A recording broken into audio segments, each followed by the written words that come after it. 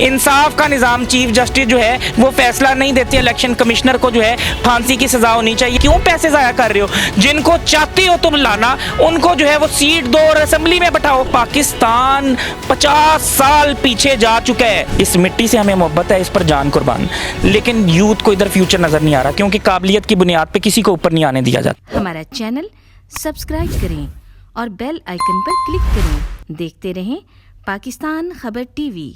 तो आज हम जानेंगे कि धांधली दर हकीकत की किसने है और किसके साथ हुई है। हमारे साथ आज यंग मीडिया एसोसिएशन के प्रेसिडेंट हारिस खोखर मौजूद हैं, उनसे बात करते हैं और मज़ीद जानते हैं। जी, तो हमारे साथ इस वक्त यंग मीडिया एसोसिएशन के प्रेसिडेंट मौजूद हैं हारिस खोखर। इन्हीं किसी तारुफ की तो ज़रूरत नहीं है। अस्सलाम वालेकुम। वालेकुम सलाम। कैसे हैं आप? अल्हम्दुलिल्लाह, आप कैसी हैं? अल्हम्दुलिल्लाह, मैं भी ठीक हूँ। कल इलेक्शन हुए हैं, क्या कहना चाहेंगे, जनरल इलेक्शन में ज़्यादा धांधली होती है या ज़िमनी इलेक्शन में? मैं समझता हूँ कि जो जनरल इलेक्शन में धांधली हुई थी ना, वो एक्सट्रीम लेवल की हुई थी, लेकिन ज़मनी इलेक्शन में उसके भी रिकॉर्ड तोड़ दिए गए हैं। यानी कि वो एक एक्सट्रीम लेवल था और ये ऐसा लेवल है जो नया ईजाद हो गया है। यानी कि इससे आगे कोई लेवल ही नहीं है कि वो लोग जो कि उधर आए थे, हमने उनसे पूछा कि टर्न आउट एक तो कम था, लोग जो है बदजन हो गए थे, लोग मोटिवेटेड नहीं थे। जो पहले जनरल इलेक्शन में लोग मोटिवेटेड थे ना, वो लोग जो है वोट डालने आए थे इमरान खान को, पीटीआई को और अपनी दूसरी जमातों को भी, लेकिन तब लोग समझते थे कि हमारे मैंडेट का एहतराम किया जाएगा, हमने जिसको वोट दिया है वो जो है असेंबली में आएगा, हमारे काम करेगा, मुल्क को संवारेगा, मईशत जो है वो स्टेबल हो जाएगी। लेकिन उन्होंने देखा हमने जिसको वोट दिया उसको तो हरा दिया गया है और दूसरे को जिता दिया गया है। बैरूनी जो ताकतें हैं वो उन्होंने डिसाइड किया होता है कि जी किसने जीतना है, किसने असेंबली में बैठना है। जिस तरह से इंसाफ का निज़ाम, चीफ जस्टिस जो है वो फैसला नहीं देता बल्कि फैसला लिखा हुआ आता है, जितने बड़े फैसले हैं वो लिखे हुए आते हैं, तो ये कोई इंसाफ का निज़ाम नहीं है। तो इसी तरह इलेक्शन कमिश्नर सिकंदर सुल्तान राजा जो है वो किसका बंदा है, सब जानते हैं। इलेक्शन कमीशन ने क्या किया है, अवाम का मैंडेट चोरी की है, ज्यादती की है और रियासत के साथ गद्दारी की है। मेरे ख्याल से इलेक्शन कमिश्नर को जो है फांसी की सज़ा होनी चाहिए और अगर किसी दूसरे मुल्क में ये सब कुछ किया जाता तो अभी तक वो फांसी के फंदे पर लटक चुका होता। तो अवाम का मैंडेट चोरी करना जो है ये सबसे बड़ी गद्दारी है रियासत के साथ, क्योंकि ये उनका बुनियादी हक है और ये उनसे हक छीना जा रहा है। और कल जो है वो देखा आपने, जैसे इससे बेहतर है आप इलेक्शन ना करवाएं। जनरल इलेक्शन में आपने अरबों रुपया लगा दिया, क्यों पैसे ज़ाया कर रहे हो? जिनको चाहते हो तुम लाना, उनको जो है वो सीट दो और असेंबली में बैठाओ, मुल्क का पैसा बचाओ। क्यों हमारा खजाना खाली करते हो? हमारे टैक्सों से तुम जो हो वो इलेक्शन कराते हो और वो भी जो है इलेक्शन नहीं सिलेक्शन।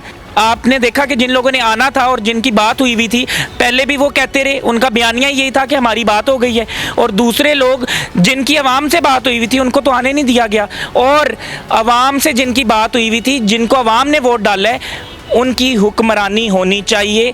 उनका जो है पाकिस्तान में वो बैठें, वो नुमाइंदे MP MNS बैठें, अपना चीफ मिनिस्टर और प्राइम मिनिस्टर चूज़ करें। पाकिस्तान की मईशत जो है वो बेहतर हो जाएगी, पाकिस्तान तरक्की करेगा। सारे यंगस्टर्स तो बाहर जा रहे हैं, आप देखें इस वक्त यूथ सारी बाहर जाना चाहती है। कहते हैं ख़ानदान का अगर एक बच्चा बाहर नहीं है ना तो घर में रोटी की भी किल्लत है। लेकिन इन लोगों का कहना है कि ब्रेन ट्रेनिंग का जो सिलसिला वो तो अरसा दराज से जारी है, हम लोगों ने कुछ नहीं किया। देखें ये इनकी बातों पे कौन यकीन करता है? अब इन पर किसको एतबार है? अगर आज बेबी इतने फोटोशूट करा रही हैं, काम करते हुए आवाम को दिखा रही हैं, देखिए मैं ये कर रही हूँ, ये कर रही हूँ। इवन तो कि किसी बच्चे के मुंह में अगर नवाला भी डाल रही हैं तो उसका भी प्रॉपर शूट होता है, पूरी टीम हायर की जाती है। देखिए ये तो कॉपी किया जा रहा है ना, अच्छे काम को हमेशा कॉपी किया जाता है और जो है वो दुश्मन ही कॉपी करता है अच्छे काम को। अच्छे काम को हमेशा दुश्मन कॉपी करता है, क्योंकि खुद उसका इतना दिमाग नहीं होता और ख़ुद वो जो है इतना जो है वो इंटेलिजेंट नहीं होता, इतना एफिशिएंट नहीं होता और इतना एनर्जेटिक नहीं होता। इसीलिए वो हमेशा अपने दुश्मन को देखता है और कॉपी करता है, क्योंकि खुद को करने के लिए उसके पास कुछ नहीं होता। उसका कहती है ना कि एक ज़हीन आदमी होता है तो वो कोई भी अच्छा काम करे तो वो कामयाब हो जाता है, तो फिर दूसरे लोग उसको कॉपी करते हैं। लेकिन जो फर्स्ट होता है ना वो फर्स्ट होता है। तो मरियम बीबी ने जो है वो अपना जो है वो फ़ोटो शूट करवाने के लिए इतने इतने कैमरे मंगवा लिए हैं करोड़ों रुपए के, और अपना जो वो स्टूडियो उन्होंने बनाया है, जो टीम बनाई है, उनको लाखों करोड़ों रुपया जो है वो सैलरीज जा रही हैं। तो मेरे ख्याल से काम नहीं हो रहा, ये एक फिल्म की शूटिंग हो रही है या ड्रामे की शूटिंग हो रही है, मॉडलिंग हो रही है। ये पाकिस्तान में क्या चल रहा है? मुझे तो समझ नहीं आ रही कि पाकिस्तान 50 साल पीछे जा चुका है, आखिर कब होश आएगी। हर दौर में यही बात कही जाती, पाकिस्तान 50 साल पीछे, पाकिस्तान 100 साल पीछे। असल में गया कितना पीछे आपको पता है? नरेंद्र मोदी की जो स्टेटमेंट्स आई हैं आपने सुनी है? उसने कहा है कि पाकिस्तान की मईशत जो है वो डूब गई हुई है, लेकिन यहाँ पर जो इदारों के सरबराह हैं वो खरबों पति हैं, अवाम मर चुकी है। ये नरेंद्र मोदी ने कहा, ये हमारा दुश्मन हमें कह रहा है। तो हम कब सुधरेंगे? हम कब जो है वो ईमानदारी से और जो है हम हलाल की तरफ आएंगे और ये इदारों की करप्शन ख़त्म होगी और जो है ये टैक्स का पैसा जो है तरक्याती कामों पे लगेगा। अब एक तरक्याती काम अगर होता है 10 करोड़ का, तो वो जनाब जो है वो उसमें से 4 करोड़ तो कमीशन चली जाती है। तो वो तरक्याती काम 5 करोड़ का है तो वो 10 करोड़ का बन जाता है ऑटोमेटिकली। 2 साल तरक्याती काम पाकिस्तान के बंद कर दें, ये मिनिस्टर नहीं खाएंगे, ये ब्यूरोक्रेसी नहीं खाएगी, पाकिस्तान का ख़जाना भर जाएगा, पाकिस्तान तरक्की करेगा इतनी स्पीड से जैसे बुलेट ट्रेन चलती है। अच्छा हारिस साहब, बार बार जो है 2-3 बार आप मईशत का जिक्र कर चुके हैं, तो पाकिस्तान की मईशत जा किधर रही आने वाले कुछ सालों में? क्या नज़र आ रहा है आपको यहाँ पर यूथ का फ्यूचर?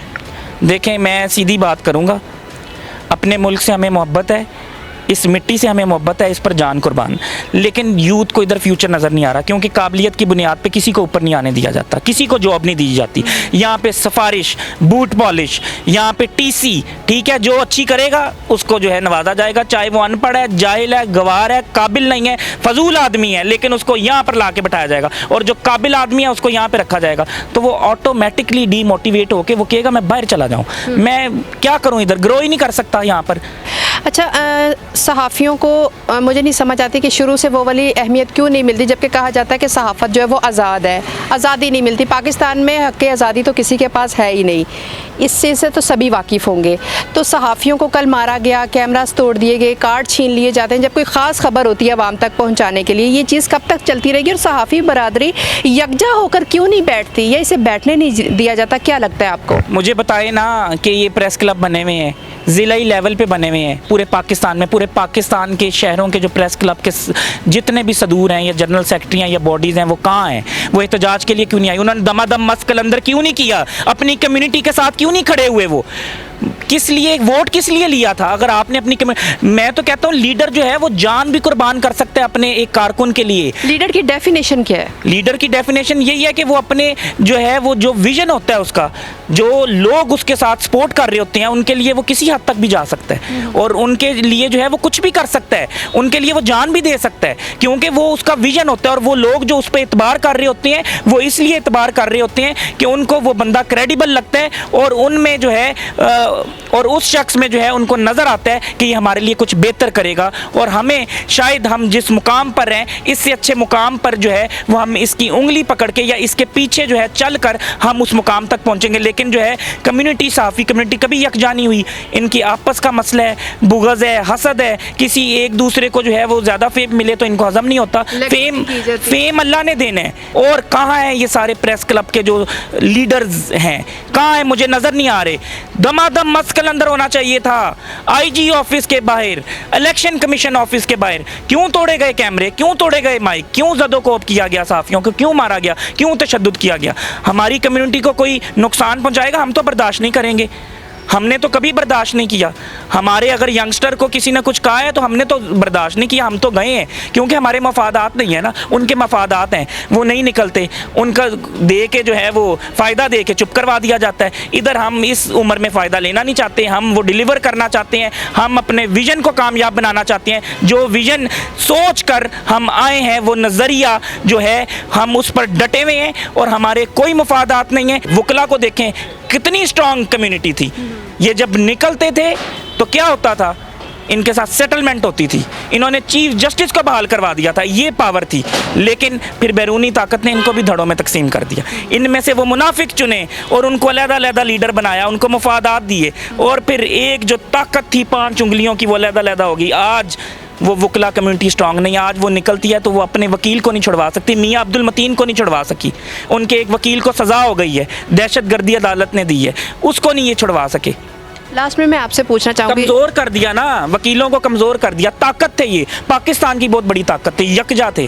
ठीक है, लास्ट में मैं आपसे पूछना चाहूँगी कि इलेक्शन कमीशन ऑफ पाकिस्तान जो है ये रियासत के लिए काम करती है या अपने मफादात के लिए, या किसी खौफ की वजह से जो है इस किस्म के मामलात ये सर अंजाम देती है? रियासत के लिए क्या काम करती है इलेक्शन कमीशन? इलेक्शन कमीशन तो नहीं, ये सिलेक्शन कमीशन है। ये तो सबको पता है, आवाम को भी पता है। और मेरे ख्याल से मैं दुआ गो हूँ कि अल्लाह पाकिस्तान का हामी और नासिर हो और अल्लाह की रहमत हो पाकिस्तान पे, और पाकिस्तान के लिए हमारी जान भी कुर्बान है और आज़ादी हज़ारे राय के लिए हमारी जान भी कुर्बान है। ये ज़ुबान जो है चलती रहेगी, लेकिन वो लीडर किधर हैं सहाफ़ियों के? उनकी ज़ुबान पे छाले पड़ गए हैं क्या? उनके जो हाथों में चूड़ियाँ किधर गए? वो नज़र नहीं आ रहे, क्योंकि हुकूमत आती है उनकी, उनके साथ सेटलमेंट हो जाती है कि नहीं जी निकलना नहीं है, ये मिलेगा वो मिलेगा, बात ख़त्म। ठीक है, ये हमारे साथ यंग मीडिया एसोसिएशन के प्रेसिडेंट हारिस खोखर साहब मौजूद थे, और उम्मीद है कि इन्होंने जो बातें की हैं आप लोगों तक पहुंची होंगी, और कई लोगों के ज़मीर जगाने के लिए उन्हें झंझोड़ा गया कि उठें जागें और जो बेहतर है मुल्क के लिए वो करें। इसके साथ ही अपनी मेज़बान हुस्ना तारी को इजाज़त दीजिए। कल मिलेंगे किसी नई जगह पर किसी नई स्टोरी के साथ, तब तक अल्लाह हाफ़िज़।